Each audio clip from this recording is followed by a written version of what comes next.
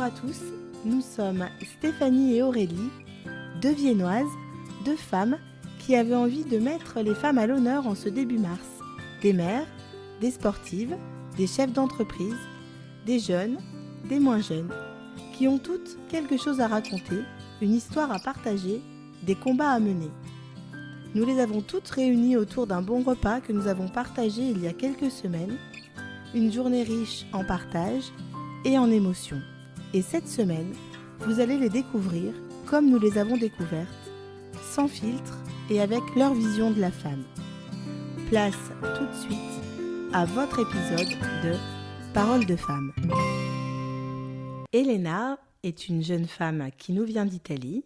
Elle a débarqué à Vienne il y a 3 ans pour y vivre sa passion, son sport, le volley-ball, puisqu'Elena est la capitaine de l'équipe de volley-ball de Vienne.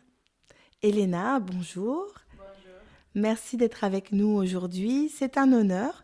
On tenait vraiment à ta présence pour parler de toi, pour parler des femmes dans le sport, à l'approche de la Journée internationale des droits des femmes. Et je sais que l'exercice est d'autant plus difficile car tu n'as jamais vraiment pris de cours de français et pourtant tu vas t'exprimer dans cette langue.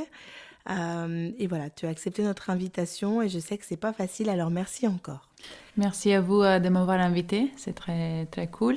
Et oui, je parle pas trop bien, mais j'espère que vous me comprenez. Mais oui, ça va bien se passer, Elena. Avant de commencer les questions, la traditionnelle petite présentation. Je vais te demander ton nom, ton prénom, ton âge et la profession que tu exerces. Ok, je suis Elena Mazzocchi, j'ai 25 ans et je fais volley à niveau professionnel. Du coup, je suis un joueur professionnel et je suis à Vienne dans l'équipe de Pays Volleyball Pays Viennois. Parfait. Tout d'abord, alors en quelques mots, raconte-nous comment tu as commencé le volleyball et à quel moment on choisit d'en faire son métier et d'intégrer un milieu pas vraiment simple du sport professionnel. Oui, j'ai commencé quand j'avais 9 ans. Dans mon village, il n'y avait que du volleyball à faire et j'ai commencé avec mes amis. Et après, chaque année, tu commences à faire 2 entraînements par semaine. L'année suivante, ils te viennent demander de ne faire 3. Et après, tout le monde de niveau, tout ne fait 4, après 5. Et du coup, je pense que je me suis retrouvée vraiment à faire le sport comme mon métier. Mais aussi, je me suis retrouvée en faisant des choix, des petits sacrifices qui signifient que décider de sacrifier toutes les soirées de la semaine pour faire des entraînements ou le samedi soir, parce qu'en Italie, on joue le samedi soir. Et du coup, de faire 2 matchs le samedi soir ou le dimanche, et tu n'as pas vraiment de temps libre.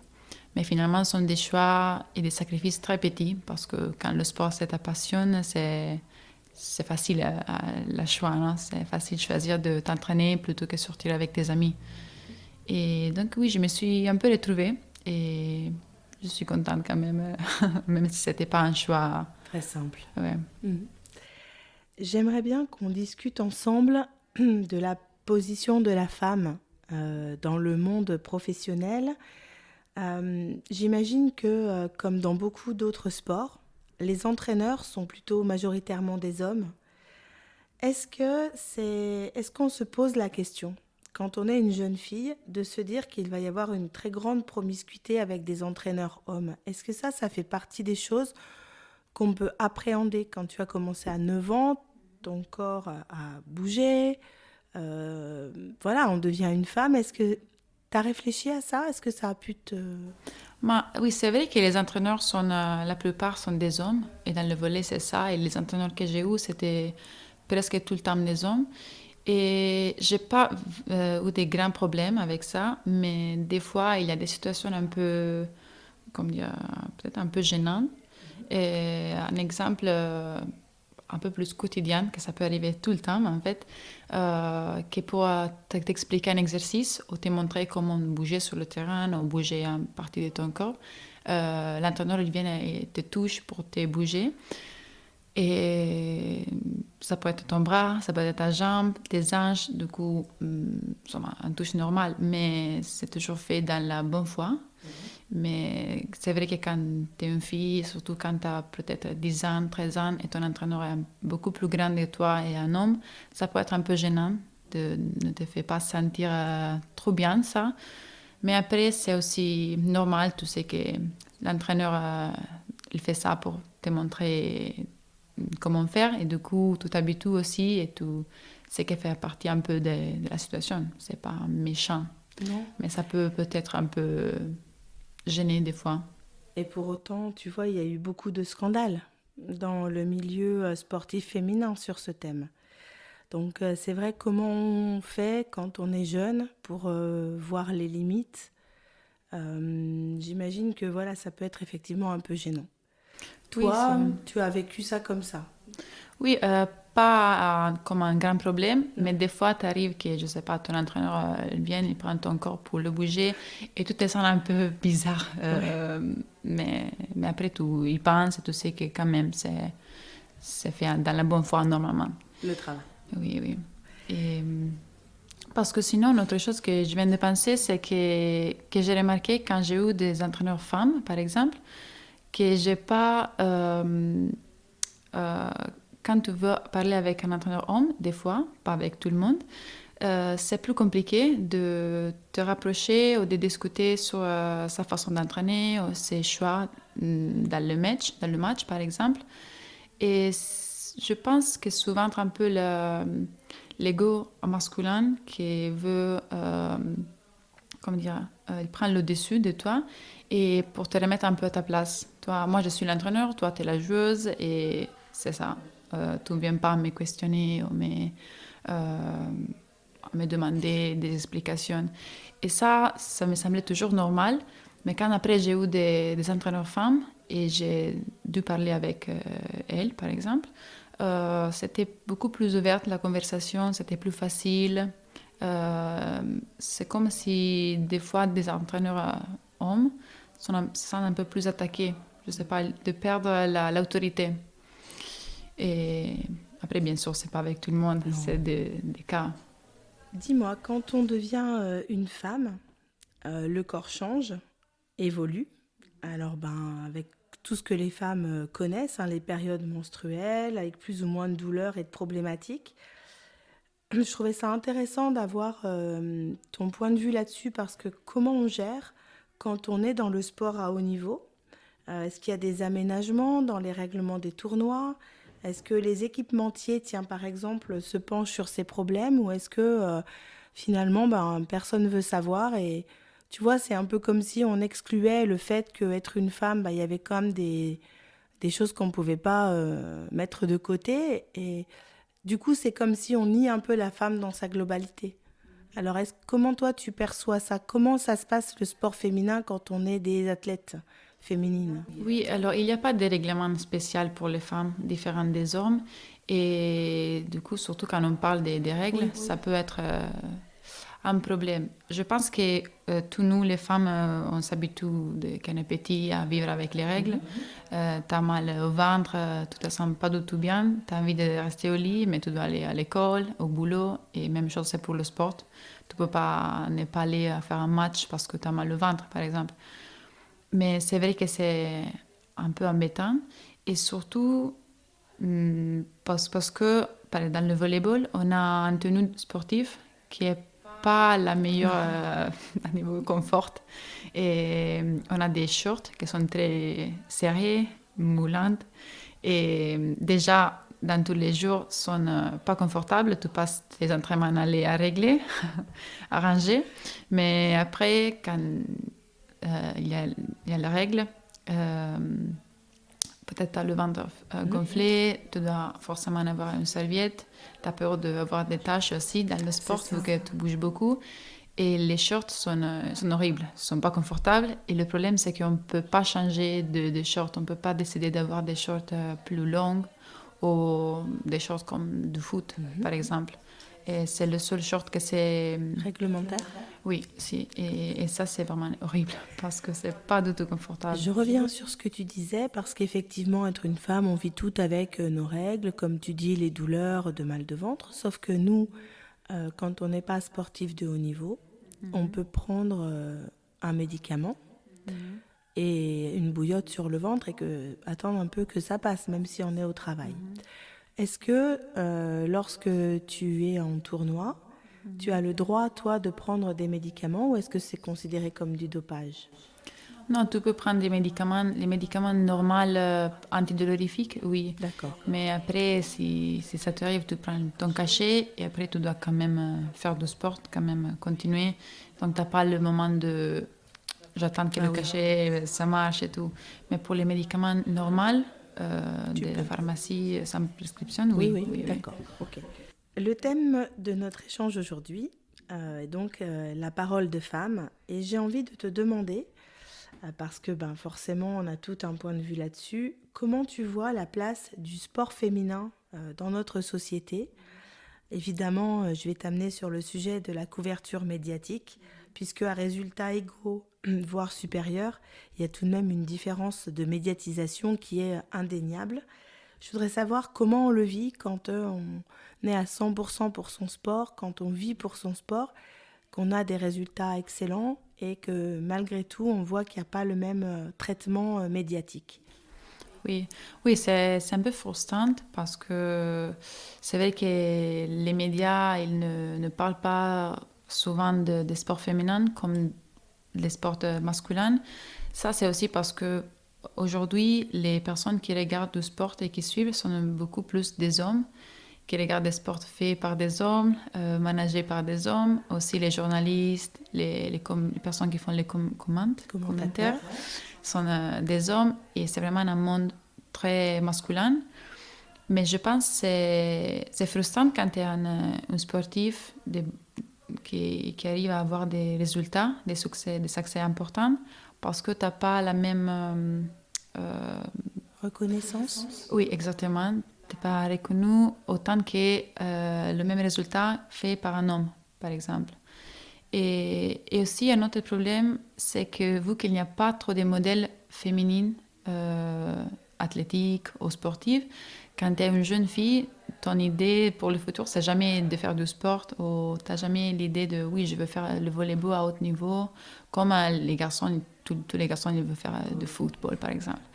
Et ça, c'est parce qu'il n'y a pas dans la télévision ou dans les médias beaucoup de représentations ou tu ne vois pas trop de matchs sportifs.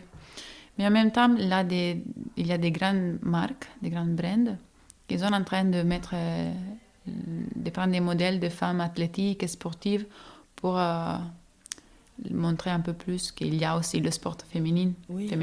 On a vu notamment, alors c'est sur le tennis qui est quand même encore un sport qui est comme médiatisé, mais c'est vrai qu'avec les sœurs Williams, qui ont eu quand même des gros sponsors, mais ça reste quand même marginal. Aujourd'hui, on a pas mal de sportives de haut niveau qui effectivement sont obligées de travailler à côté parce qu'elles ne peuvent pas vivre de leur sport quand même.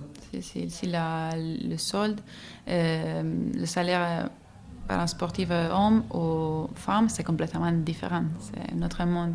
Et tu parlais de Serena Williams, je pense qu'elle avait créé un problème pour le tennis parce que dans le tennis féminin, tu dois jouer avec comme une robe. Oui. Et elle avait mis des shorts parce qu'elle était maman, je ne me rappelle plus exactement le pourquoi, mais c'était un problème. Et ça, c'est fou parce que c'est toi la robe ou le short qui te joue différemment. C'est là où on voit quand même que sous des aspects d'une société qui évolue et qui se veut beaucoup plus tolérante. Ce matin, je lisais un article sur le Vendée Globe où, je ne sais pas si tu l'as vu, ça tombait vraiment dans le thème. On a donc une sportive on lui refuse finalement sa dotation pour le Vendée Globe parce qu'elle est maman. Et on l'appelait, alors de mémoire, la navigatrice maman. Et elle a dit, je suis juste une navigatrice. Maman, ce n'est pas une caractéristique. Et donc, il y a une pétition en cours parce qu'on lui refuse de faire le Vendée Globe. Tu m'as parlé d'une de tes coéquipières qui est maman. C'est difficile d'être sportif de haut niveau et maman en même temps.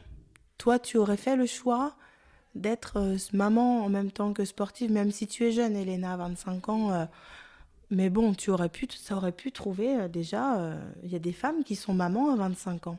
Oui, c'est vrai que je n'ai pas vraiment pensé, mais ça ne doit pas être facile. J'ai eu des coéquipières qui sont tombées enceintes pendant qu'ils faisaient du sport. Et j'avais une fille qui jouait avec moi. Elle devait allaiter son enfant. Et un jour, il est venu au match parce qu'elle ne pouvait pas laisser son enfant avec quelqu'un. Et dans un moment, elle doit sortir pour l'allaiter.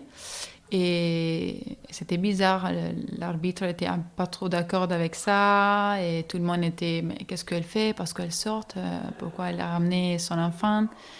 Mais on sait que c'est la nature, c'est normal. Et après, comme il y a la maman, il y a le père et ça doit être important aussi. Mais comme tu dis des fois aussi, c'était quoi l'exemple que tu m'as dit? De la navigatrice. La navigatrice qui vient aussi écrire qu'elle est maman, comme si c'est un problème. Oui, c'est ça. Mais ça ne doit pas du tout être ça. Au contraire, ça doit dire elle est aussi maman et elle arrive à faire ça. C'est le regard des autres qui devient un problème au final, parce qu'elle n'a jamais eu besoin de choisir dans son cœur. Elles se sont capables de faire les deux. Elena, on a donc vu qu'effectivement, les médias donnaient finalement peu d'ampleur à la parole des sportifs de haut niveau. Est-ce que tu peux nous dire juste en un mot, un petit peu nous parler du club, et puis qui porte haut les couleurs viennoises, et puis nous dire un petit peu voilà, l'avenir du club, vous en êtes où? En 2 mots, quelle division? Oui, là on est en National 2, que c'est la 3e division française. L'objectif à niveau sportif est de monter, d'aller faire un niveau complètement professionnel, du coup à monter en élite. Et ça, c'est possible quand le club a des bonnes bases stables. Et le club de Vienne est en train de faire ça. Il y a des personnes qui travaillent tous les jours et il y a des bénévoles qui travaillent aussi tous les jours pour faire ça. Et effectivement, ça voit, il y a des grands résultats. Il y a beaucoup de personnes qui ne connaissaient le volley il y a des années et qui viennent voir le match. Mais le club est en train de se construire ses bases stables pour vraiment faire avoir des objectifs importants. Et je suis sûre que Vienne va arriver là parce que les bases elles sont très bonnes. Bon, c'est un beau message. On va terminer avec une question donc, que l'on pose à toutes nos invitées. Pour toi, Elena, qu'est-ce que c'est être une femme en 2023 ? Alors, moi, je suis contente d'être une femme dans le 2023 parce que si on regarde il y a des années, on n'avait pas les mêmes droits. Et chaque année, on n'était jamais si proche qu'être considéré égal à l'homme. En France, au moins. En France, en Italie, parce que c'est des pays du monde, c'est pas comme ça, malheureusement. Mais en France, oui, je pense que nous, les femmes, on a un monde en face de nous et on a plein de choses qu'on peut faire, qu'on ne pouvait pas. Et donc, je suis contente, mais en même temps, il y a toujours des batailles à faire. Et surtout, c'est bien de parler des problématiques qu'on fait face tous les jours. Parce que des fois, si tu ne les vis pas comme nous, si tu es un homme, par exemple, tu ne vis pas les mêmes problématiques, pour petit que ce soit, c'est difficile de comprendre. Et je pense que si on parle, il y a toujours forcément des hommes qui nous écoutent et qu'après ils vont se mettre de notre côté et faire la bataille avec nous. Oui, c'est le début de la communication. Il faut parler pour pouvoir être entendu et écouté. Merci Elena, grazie. C'était un plaisir d'avoir échangé avec toi. Merci d'avoir surmonté ton petit trac.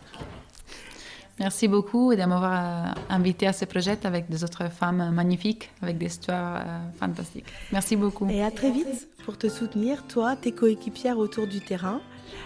Quant à nous, demain, vous retrouverez Aurélie pour un nouvel épisode de Paroles de femmes. Prenez soin de vous.